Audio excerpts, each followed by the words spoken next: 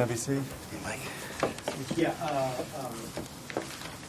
How's your day going? It's been good. It's Yeah. been good. It's been long, but it's been good. I don't mind talking about a picture. when it's okay, a and good stand picture. by, please. It's what?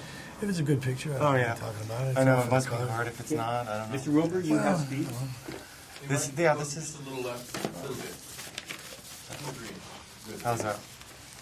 Yeah, you weren't on the first junket because your character really hadn't come out as much as this one. I did do a few things. Oh, you did? I did as much as I could. I think they were kind of saving me for the second part, but that's all right. I mean, Yeah. I was happy to do anything that I could to help with the picture because Miramax has always been very good to me, and you know, God knows I love Quentin. So Yeah, well, you've known him for a while, too, since... yeah, I've known him for a good 10 years now. Yeah. And I had a '57 Chevy that I had no place for, and I was keeping it in his garage when we started hanging out again when I was up there working on the car. And then he gave me the screenplay for Kill Bill. So Really? He wrote, when he wrote it, he wrote with a lot of his actors in mind already, too. well, I think he did. Yeah. I mean, he had me in mind for a different role in the beginning, Did he?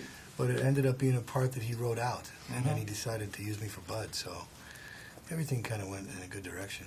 What did you think about splitting it in two? Well, it started out as a joke. It started out as a rumor on the set that it was going to be cut in half. And I think originally it was Miramax's idea. I think they said to him, you know, you could do that if you wanted, kind of an idea. And he was like, no. This is going to be one film. But the more that he thought about it, I think he realized that he had a lot more footage than would have been possible to put into one film. And while most directors or most producers would think, well, we'll just cut some stuff out, I don't think he really wanted to do that. And I don't think at the end of the day Miramax wanted to do that either. So I think it was a good idea.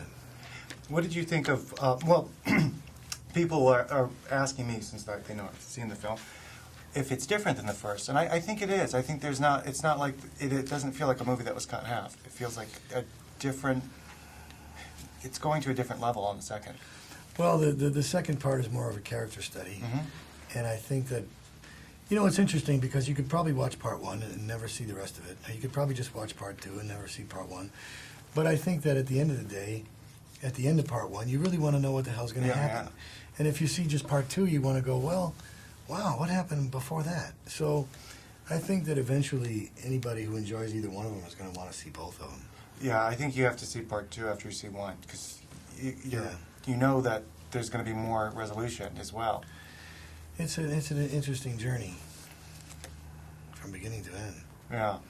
I think Quentin even mentioned to me that he wants to wait for about 7 or 8 years and then revisit the bride again. Really? See what she's been doing for the last 10 years, kind of a thing, like a reinvestigation every 10 years into the bride's life to get an update on what she's been through lately. That's a great idea, isn't it? Yeah, it's a great idea, because she's been through a lot in the first one. Maybe give her a little breathing room and have something Yeah, you know, you can start erupt out by again. saying, what's she been up to? Yeah. I can see it at the top of the poster right now. Where's she been? What's she been doing? The Bride, Volume 3. What's your take when you watch Uma and that character? I mean, a very strong character to Well, watch.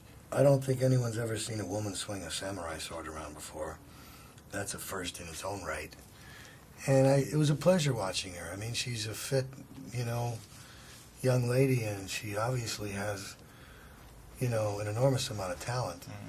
She reminds me of actresses from the old days. You know, she has the integrity of some of the actresses that were around, you know, in the golden era of Hollywood. And I think I think they ought to go over to her house and knock on the door and give her the Academy Award.